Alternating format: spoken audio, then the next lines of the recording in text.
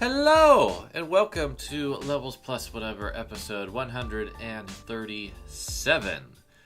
And we're going to go into looking back once more and cover the first half of the 1990s. But before we jump into that, a real quick pickup. I got the Silent Hill 3 Heather Mason statue from Numbskull. Came from the UK, and then naturally, immediately when I ordered it, it got heavily discounted in the United States. But it's okay. I'm really happy with it. I'm really glad to have Heather finally represented on my shelves somewhere. Okay, let's get into the main content for today. Alright, we are back with the second looking back episode with the first half of the 1990s. And I was looking at possibly doing the whole decade, but that would be covering 100 games versus 50. And I don't want these episodes to be super long. But I can say that the early 90s had some bangers. But what are the games that I would think best define that particular year? That's what we're going to work on sorting out here. So, for 1990, I've got a pretty eclectic mix. We've got a couple Super Nintendo games. I got a Genesis game, 2 Genesis games, a Game Boy game, and mostly NES. ActRaiser, Alien Storm, Gargoyle's Quest, Journey to Silius, Mega Man 3, Power Blade, SCAT, Star Tropic, Super Mario World, and Thunder Force 3. Those are the 10 best games of 1990, in my opinion, that I played. The problem when I do these looking back lists is I have to look through all the games, and then I realize, wow, there's so many more I need to play. So this will change over time, of course. But what is the best game of 1990 that's not Mega Man 3? I mean, if you've looked at my top 111 videos over the years, or the list when it was physically on the Levels Plus site, Mega Man 3 has been hovering around the top 15 for a very, very, very long time. It is my third favorite Capcom game, behind Resident Evil 4 Remake and Bionic Commando NES. And it is the best Mega Man game, in my opinion. So that is a very easy number one to pick. The rest, however, we're going to have a little bit of a discussion about. So I think the majority of people would think Super Mario World is going to be in the top 3, and you might be surprised to learn that I am actually not the biggest Super Mario World fan. I like the game. I don't love the game. I feel it's a step back in a lot of ways from Super Mario Bros. 3. So I will not be putting that in my top 3. What will be in the top 3, however, is Power Blade and ActRaiser. Those, I think, are the 3 games that I feel are the best of that particular year. Power Blade is a marvelous localization effort to take a middling action platformer by the name of Power Blazer that Natsume Atari developed while they were still kind of getting their chops together. And transforming it into a much better and polished experience in the localization process. The character was redesigned into an Arnold Schwarzenegger-like that works well for the game style. A lot of the graphics were changed, but the general feel is the main thing that is an improvement. With refocused level designs, along with the way Nova interacts with those environments, it just feels so much better than Power Blazer, which feels pretty rough. And you can see the difference between Power Blade and its sequel, because Power Blade 2 was Natsume Atari trying to imitate what Taito's localization branch did and not quite getting it. And that's not to say that Natsume Atari is bad at action games. They certainly are not, and we will have plenty of their games to look at. We already have SCAT up ahead. And I think they really came into their prime in the later 90s with the Super Nintendo, as well as Shatterhand. But Power Blade is a marvelous game that is unfortunately very expensive and may never be resurrected because of weirdness. But I'm always hopeful to see it come back in some sort of virtual format so people can play it and appreciate it. It also has a fantastic soundtrack by Kinuya Yamashita of Castlevania fame, and it's one of my favorite soundtracks on the system. Third, we'll go to ActRaiser. ActRaiser is such a bold statement from a brand new developer, Quintet, made up of former Nihon Falcom devs. And while we could look at the action segments and the simulation segments as being a little bit weak on their own, when you combine the two together with the story arc and the incredible soundtrack by Yuzo Koshiro, it all just comes together beautifully. Because the action segments don't outlive their welcome, the simulation segments don't outlive their welcome, and they balance each other out so well that I just really think ActRaiser is a superb early Super Nintendo title. I really like it a lot. As for the rest, I won't get into super grandiose detail. I'm going to put Journey to Silius at number 4, and then Super Mario World number 5. I can't say that it's any worse than the 5 games, and it should be probably in the top 5. From there, things get interesting. I'm going to put Star Tropics at number 6, Thunder Force 3 at number 7, and then probably the rest of this order is where I would put it. I think Alien Storm is underappreciated for what it does as a beat-em-up and, in a sense, shoot-em-up at points. It's a pretty neat game. So yeah, that's 1990, in my opinion. 1991 had several really cool games come out. Sonic the Hedgehog got started. Street Fighter II revolutionized arcades. Streets of Rage brought a new console-exclusive take to the beat-em-up genre. We saw Sunsoft explore the possibilities of a Metroidvania with Euphoria. Taito explored the beat-em-up genre with a action hero, Rastan, with the very successful Warrior Blade. Vic Tokai released their best game series with Battlemania, which was known as Troubleshooter in North America. Data East released the best Burger Time on Game Boy with Burger Time Deluxe. My favorite Twinbee came out in 1991, Daytona Twinbee. And of course, we have legendary sequels for Legend of Zelda and Castlevania, rounding out this top 10 of 1991. What is the best game of 1991? None of these games are actually in my top 111, so I have to kind of think a little bit more about how I would organize this.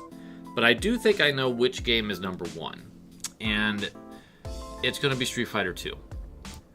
Because Street Fighter II, for me, personally, was as much of a revolution as it was in arcades. I fell in love with Street Fighter II. I got in trouble over Street Fighter II. I had a strategy guide that had some, I guess you could call it risque artwork of Chun-Li in it that was done by Akiman, with her doing her spinning bird kick. And a yard duty saw it and thought it was drastically morally wrong for me to have that in 4th, 5th grade, despite the fact that there's nothing necessarily wrong with the leotard that Chun-Li was wearing. And so my parents had to talk to the principal's office to get it back. So much fun. I had that guide for so many years. And Street Fighter 2, unfortunately, is a game I didn't get to play a lot in the 90s. I got to play it when I got to borrow a Super Nintendo. And on very rare instances when I was at an arcade. But that doesn't stop my love, my passion for Street Fighter. It's one of my favorite franchises. It went through a really dark period with Street Fighter 4 and 5 for me, but with 6 being so excellent and is now my favorite of the series, I just can't thank Street Fighter 2 enough for what it brought to the table. It brought incredible characters, incredible gameplay, incredible music, incredible backgrounds. It's just truly a landmark in the industry. Number 2, we'll go to Zelda, A Link to the Past. I don't think that anyone's surprised for me to put it at number 2. Link to the Past is not my favorite Zelda. In fact, it's not even in my top 5. My top 5 is Breath of the Wild, original Zelda on the NES, then Tears of the Kingdom, and then I believe I have it go to Ocarina and then Link Between Worlds. I think that's the current shakeup of my list. And then I probably would put Link's Awakening above it as well for the Game Boy Color. But Link to the Past is a superb evolution of the original NES Zelda's mechanics and playstyle. It went back to the overhead look versus Zelda 2's side-scrolling look, which is a much better experience. And it's a revolution all its own. It really brought so much new mechanics, thoughts, dungeon concepts, enemy designs, gear and weaponry for Link to use. It just exploded what the potential of this series could be. And a lot of people still think it's the best one. I don't, but I think it's perfectly valid for it to be number 2 on my list. Number 3. Out of all of these 8 games, it's really fascinating to think about which of these would be what I would pick. I think ultimately what I'm going to do is surprise you. And I'm going to pick Euphoria as my third choice. Mainly because I think Euphoria captures in a lot of ways, the last gasp of Sunsoft's creativity escaping Japan. Sunsoft USA released Blaster Master and Journey to Silius, but passed on Gimmick, passed on Euphoria, passed on Trip World, and started really getting into the licensed craze. We did get the excellent Batman, which came out in '89 in Japan, I believe, which is why it's not in the 1990 list. But we started seeing a lot of stuff not made by Sunsoft Japan Studios after Batman Return of the Joker. Sunsoft USA worked with European and North American developers on several Looney Tunes games, on Arrow the Acrobat, Zero the Squirrel that I don't want to say more of. And Euphoria managed to at least get onto like Scandinavian NESs, so it had a brief escape from Japan. And it also came out on the Virtual Console, which gave it more exposure. Granted, it was the PAL version, so it didn't run at the right frame rate. But it's such a good game. And now you can get it in its original format, Hebereke Enjoy Edition on the Switch, maybe PS4, and enjoy what is a truly irreverent romp through a delightful little experience. It's a great game with great music, goofiness. It's very silly, but it's really good, and I would highly recommend checking it out. From there, I think Streets of Rage 1 is going to be number 4. And I would probably slide Castlevania here into the top 5. Following that, I really enjoyed Warrior Blade. I was very impressed. And I think it's one of Taito's best examples in the genre. We'll put Sonic and Burger Time here, and then I think this order is otherwise correct. I really think Burger Time Deluxe is one of the Game Boy's hidden gems. It's just a really good execution of the original arcade concept, but with better controls, easier to read graphics, and a nice little bop of a soundtrack. Battle Mania, as I was saying earlier, is Vic Tokai's greatest contribution to video games. The first game is really good. I really liked it. It's got a little bit of jank to it, but that doesn't matter. It's really, really fun. And I think the sequel's even better. I just haven't got a chance to play it yet. 1992. Another banner year. We have Glaylancer, or Advanced Buster Hawk Glaylancer, the Game Boy Bonnet Commando, Contra 3 The Alien Wars, Gargoyle's Quest 2, Gimmick, Mega Man 5, Sonic the Hedgehog 2, Street Fighter 2 Turbo, or Hyper Fighting, Streets of Rage 2, and Thunder Force 4. Alright, I took a quick look at my top 111 to kind of help with positioning, and Thunder Force 4 is number 1, followed by Glaylancer, and then we will determine from the other 8. 2 shoot-em-ups up in the top of this list, and Thunder Force 4 is one of my absolute favorites, if not my favorite. Visually stunning, especially when you think about the fact it came out in 1992. Banger of a soundtrack, controls really well, and is quite fair. I really like everything that Thunder Force 4 brings to the table. And I would recommend it if you have not played any of the series yet, to start there. Just start with the best.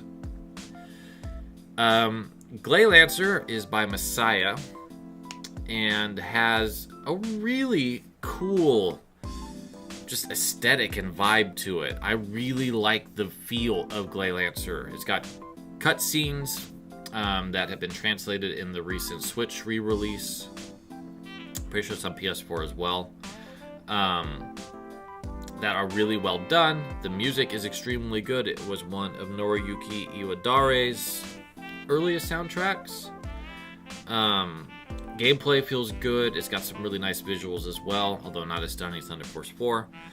But it is just a really solid game all the way around, and I highly, highly recommend checking it out if you have not played it yet.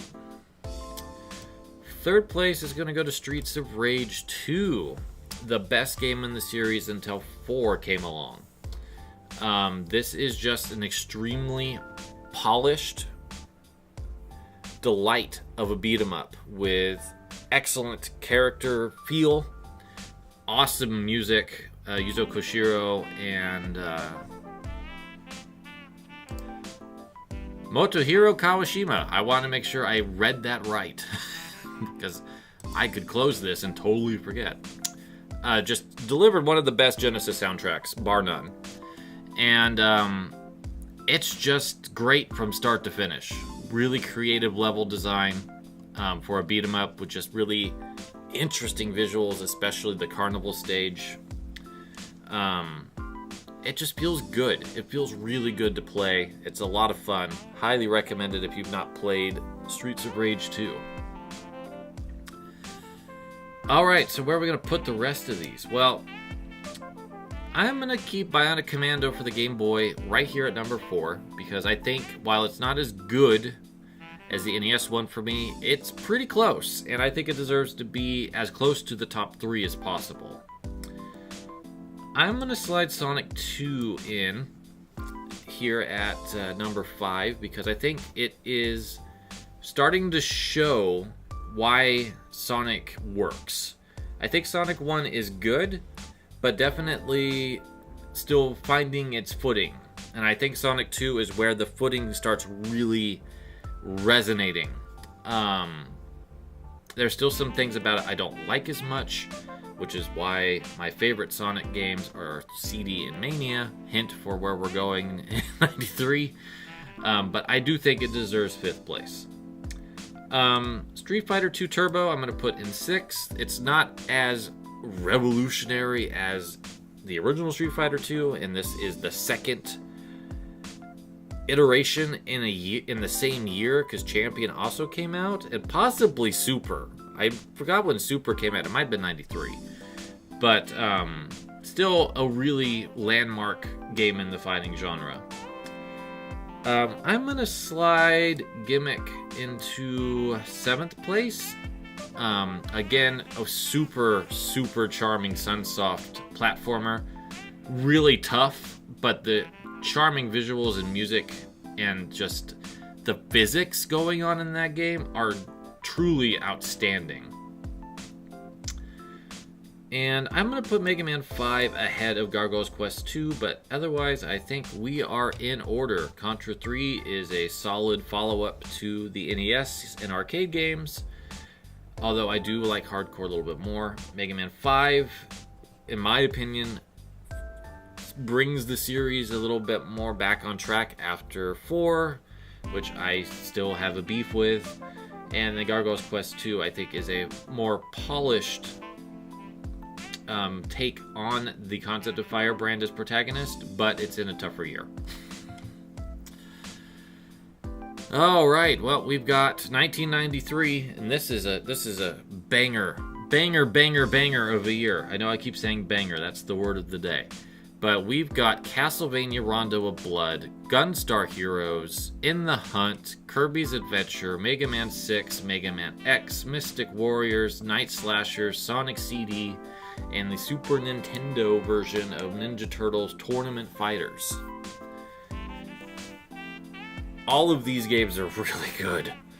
So picking what are the top 3 is going to basically be looking at my top 111, because there's at least 3 of them on here. There's 5 in actuality. So we have a top 5 already in the making. I just got to remind myself what it is. And poof, I have organized the top 5. Probably not surprising to see Castlevania Rondo of Blood as the number 1 game. It's a little surprising to me that despite having a TurboGrafx 16 Mini, I haven't put enough time into exploring more of its library, and I need to do that. Because this is the first game I think that's even popped up as a possibility on the TurboGrafx. I think everything else has been NES, Super NES, Genesis, and Game Boy, and a couple arcade here and there.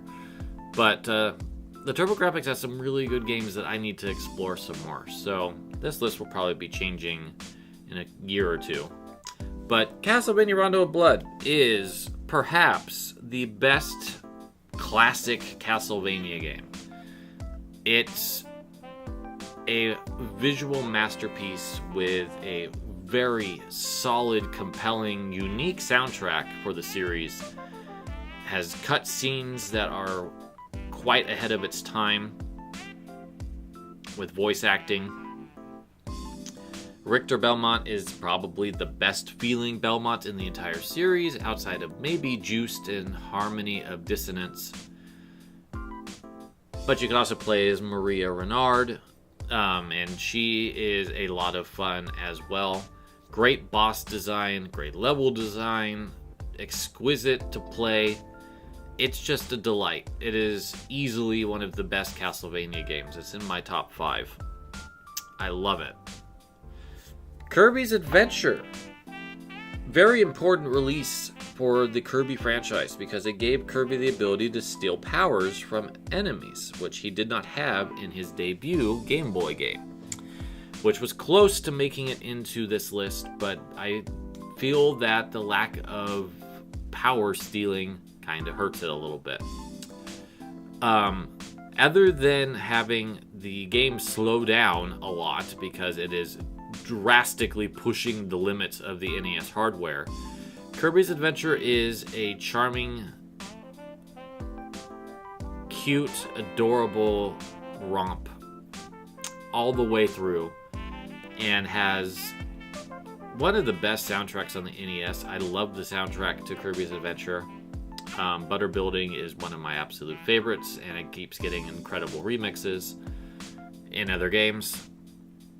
I adore this game so much, and I played so many hours of it when I was a child that it just means a lot to me. So it is my favorite Kirby game, and it will probably remain that way unless Forgotten Land really knocks me for a loop when I get around to that this year, hopefully. And then, round out the top 3 is Mega Man X, the first spin-off of the Mega Man franchise, and perhaps the most successful in terms of the first game, meaning a whole lot to a whole lot of people. Mega Man X just felt more adult. It had a grittier look, it had a more mature narrative going on behind it. Mega Man looked older, and was called X now, and could upgrade his armor to get new abilities. The Robot Masters were now Mavericks. You got Zero showing up for the first time and becoming a bit of an icon himself. Really fantastic game from start to finish, and it's a shame that X as a franchise never quite soared as high as the original game. One could argue maybe 2, and one could argue maybe 4, but I feel like, generally speaking, that series has been on a downward slope since it started, because X set the bar so high. To quickly round out the rest, Night Slashers, Data East best game, and a superb beat-em-up. I love that game. It's a shame Forever Entertainment got their mitts on it and made an absolutely middling remake of it. Sonic CD, my favorite Sonic game outside of Mania. I think Mania I have a little above it. But I just loved this as a kid. I love the time traveling component. I love the soundtrack. Sonic Boom is my favorite Sonic song. And that intro still gives me feels when I watch it. So I just really like Sonic CD, and I'm glad that I actually have it on the Sega CD thanks to the Mega Drive Mini 2. We've got 5 more games to sort out, but it's pretty easy to put Mystic Warriors as number 6 since it literally just left the top 111 list not that long ago. From there, I think Gunstar Heroes should be where it is. I think Tournament Fighters is underrated. I think it's a really good console-exclusive 101 fighting game. I also am going to slide Mega Man 6 a little ahead of In the Hunt because I think Mega Man 6 is the best of the latter trilogy of the NES games. And In the Hunt is one of Irem's gems of the shoot-'em-up genre. One of the most visually stunning games they ever put out, and that team, shortly after its release, went on to form Nazca and work with SNK on Metal Slug, which we'll have a couple entries on in the next episode, I'm sure. Let's just grab Super Metroid and Elevator Action Returns and Earthbound and just put them in the top 3 because I don't need to look up the list for those. I know that they're the top 3. Super Metroid is my favorite video game of all time. I don't know what else I could say that I haven't said elsewhere, but I'll just try my best to be succinct. It is a stunning accomplishment of the Super Nintendo. Samus Aran is perhaps at her greatest up to this point in Super Metroid, with her versatility of moves, options, and weaponry. The bosses are epic and some of the best in video games. It's got incredible atmosphere. Storytelling through mood is perhaps best defined in Super Metroid. Incredible soundtrack. Honestly, the only complaint I have about Super Metroid is that the wall jumps are a little finicky, and that's it. That's the only complaint I have about Super Metroid. Elevator Action returns, my favorite arcade game of all time, and my favorite Taito game of all time. A beautifully crafted action game that takes the original idea of a secret agent going into doors to get files and escaping into an action movie blowout of epic proportions. It is beautiful to look at. Jazzy soundtrack that works so well for it. Wonderful to control. All three characters have their own unique attributes that are really fun to play around with. And it is, simply put, one of the greatest action games in the arcades ever released. Earthbound is perhaps, outside of Fire Emblem, Nintendo's best role-playing game experience you could ever own. And it is charming. I keep saying charming a lot in this episode too, but it truly is. It's a modern take on the role-playing genre that turns things on its head a lot. Kooky enemy design, silly plot details, but an incredibly emotional story at the same time. Great soundtrack, a very bizarre soundscape. It's just fun. It is just a fun game all the way around that challenges conventions and truly is one of the cult classics of all time. It is so good. The rest of 94 I don't think is on my list. Let me do a quick check. That is correct. So, where do we go from here? Well, I think we have to consider Bloodlines.